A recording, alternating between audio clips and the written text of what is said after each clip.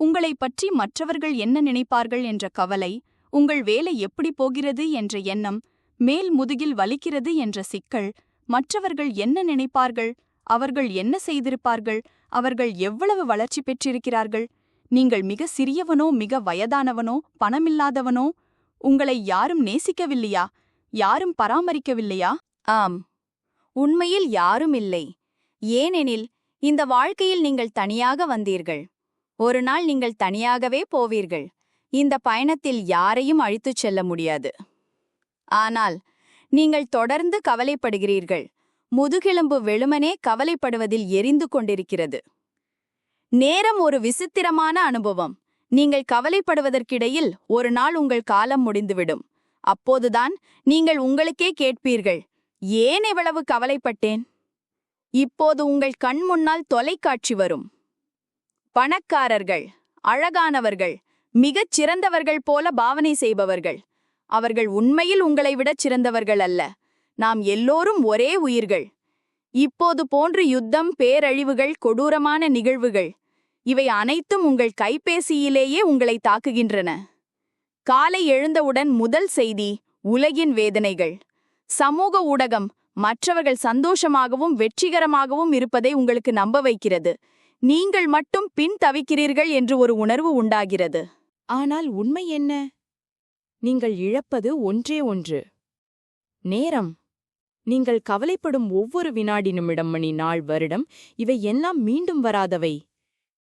நீங்கள் நினைக்கிறீர்கள், நான் ஏன் இப்படி, ஏன் வாழ்க்கையில் சின்ன மனிதனாகவே இருக்கிறேன்?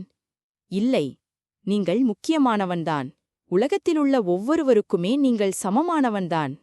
அவர்கள் அரசர்களாக இருந்தாலும் சரி, பணக்காரர்களாக இருந்தாலும் சரி. நீங்கள் கவலைப்படுவதை நிறுத்தும் அந்த ஒரு தருணம், அந்த தருணமே உங்கள் உண்மையான சுதந்திரத்தின் தொடக்கமாகும்.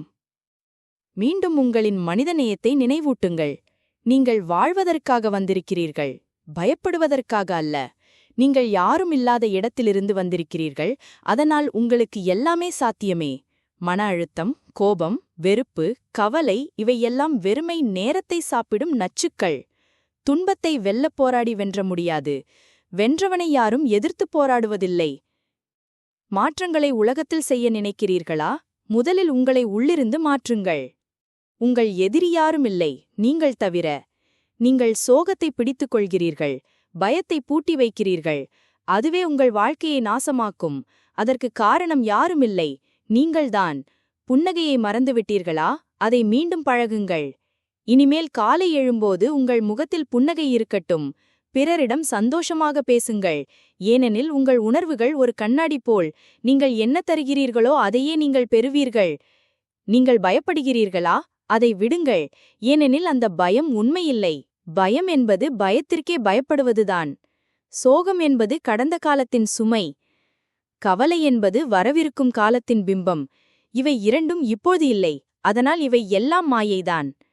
உங்களுக்குள்ளே உள்ள அந்த அடையாளத்தை மறந்துவிட்டீர்களா? நீங்கள் காதலிக்க, வாழ, நேசிக்க, மகிழ்ந்திட பிறந்தவர்கள்.